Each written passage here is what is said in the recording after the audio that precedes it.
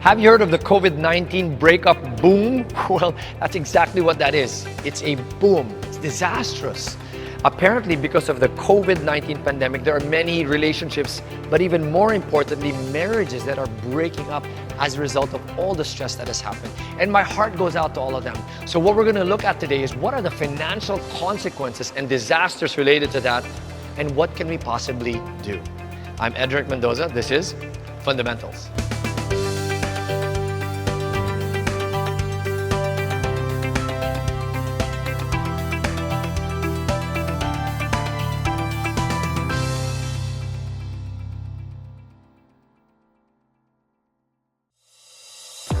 Family is something really close to my heart, and as we all know, family is the fundamental unit of every society and even the animal kingdom. But what differentiates it for us as humans is obviously we choose to get married, and that marriage becomes the starting point of family for us.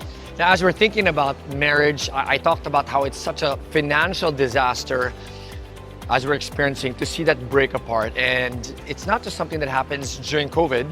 It's not just something now. Even before COVID, I remember being at a workshop on marriage, ironically, where as I was talking to the participants, this one gentleman went up to me and I said, "Hey, so what do you do?" And as he was talking to me, he said, "Oh, I'm embarrassed to tell you what I do." I said, "Why?" He gives me his business card, and on his business card it said, "Annulment lawyer." And so I laughed for a little bit, and he said, "Edric, I hate to say this, but business is good." You know, when he said that to me, it impacted me because I realized whether it's the pandemic or even prior or outside, marriage has been under attack.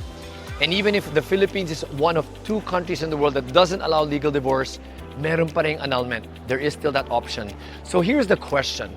Have we actually counted the cost of what it takes to break up a marriage, even in our country? Let's talk about that as we journey together. So when we file for annulment, the data that we have says that you have to undertake a filing fee, you have to undertake a legal fee, and then you have to also undertake a psychological evaluation fee. And you know, as I think about that, there's also the administrative costs that are involved in just the annulment alone. And when you go through this, the cost can be anywhere from 300 to 500 to $1 million, depending on the final negotiations you have with the persons involved in that whole process. And that's just the annulment process itself. Let's look at other costs that might be associated with that, such as impact on the children. When you start looking at having to work through the school systems because they might have to change their school scenarios because of the trauma of that breakup in the marriage, that's a cost. There's also the psychological help that you might need for the children, therapy, etc., because they will not know how to process it. Let's talk about both spouses and your own therapy and treatment that you might have to undertake to help you process what's going on. And then there's the health and the stress that that whole process has also or will create between the couples or even the children. There's another cost involved in that. We can even talk about the properties and the assets and what will happen there as a result of the breakup and how that will change the financial situation of both parties. That is also an impact. We can even stretch that to say, well, if you're going to now form a new family as a result of that breakup, all of the costs of doing that is also going to all add up. So all of this to say, once again, that it is financially disastrous. That's the point I wanted to emphasize here. So, Edric, what do we do? Anong pwede kong gawin? Knowing that it is financially disastrous, how do I prevent myself from experiencing that situation? Now, as I'm sharing this, I want to give you some thoughts on what to do. And marriage is a whole other conversation, which is not the focus today. But here are some quick tips to think through. In the area of marriage, if you want to prevent that, if you are in marriage already, the first thought I have is every marriage goes through a cycle. So the cycle can look like this. You have a romantic stage where you feel really great, and this is the start where you feel something different and parang iba tong taong to, and I think I want to marry them, romantic. And when you first get married, you're experiencing a lot of that, honeymoon, romantic stage. But then what happens is, when you're in the marriage already, you begin to see things na hindi mo akalain. Parang ganito pala siya. And as you're looking at these things, you have now what's called the reality stage. And maybe you're tolerating it. Kasi reality, parang we're still fresh from the romantic stage. Okay lang na ganito siya. Tinitiis niyo pa. But after a certain point, you move from reality to then retaliation. bakit mo ba ginagawa yan? You start saying things, you start commenting on what your spouse is doing, and you don't like it anymore because you're going way past the romantic stage. It's now retaliation. Dahil sumasagot ka na, this is when fights can happen and ensue, and there's stress that happens in marriage. And what can happen as a result of that is one or both partners will then go into a retreat stage. Retreat. Ayoko nang makipag-away, ayoko nang pag-usapan to, bahala siya, I'll just retreat and withdraw. And this is where husbands can go into their hobbies or wives can go into their own hobbies and they disappear. Retreat stage. The disastrous part in this cycle is when after the retreat stage, the couple will then resign. Ayoko na, I'm out. But what am I encouraging you with? The solution you can have as you're following that cycle is every cycle, every marriage can follow that, but go back into a rebuilding stage. Rebuilding. And some of us are hearing this, and it's obviously easier said than done. But I've seen it with my own eyes. In my marriage, in many marriages, we've also helped work and counsel through. There is hope, but here's the key. And I'm going to bring my Christian hat in here.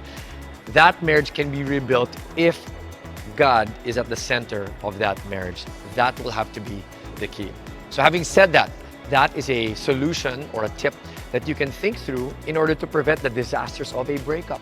Now, I want to be very sensitive also because there might be couples that are going through some actual physical abuse. Now, the solution is not to stay with that partner and endure that, but instead it is to physically separate. Make sure there are practical solutions surrounding that. If you need to have therapy, counseling, some physical security intervention because that's happening. I would also work, if you are a Christian, obviously work with your local church and get some counseling because if God is at the center, even in those cases, it can be rebuilt, but you need that physical separation and space to be able to help heal and fix what is necessary there. So that's a quick caveat there. Now, what about if I'm not married? What happens if we're single? An ounce of prevention is better than a pound of cure. So what does that mean? If you are single, in order to prevent the disastrous breakup in marriage, what you can do, and something that I've applied in my life, learned early on, and have helped share to other singles, is focus on the 3 M's. Master who or what it is that you are living for. Mission, what will I do as I pursue that master? And then you can look at the mate. Who is it that I will marry as I pursue the similar mission with that person towards the same master? Very practical. Bring that to your space and find a way to answer those things. It has to be in that order. Many marriages end up with conflict because they don't work it out in that order. They just marry first, mate, and then sino ba or ano ba yung master ko, ano ba yung pursue ko, and as they're doing that, it creates all sorts of chaos. So prevent yourself that pain and do it better by saying, I will figure out my master, mission, and mate. When you find someone who has the same master with an identical mission, grab their hand.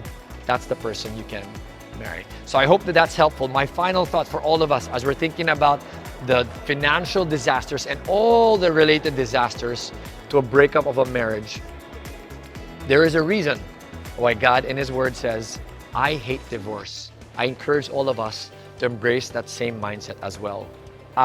You and me, hate divorce.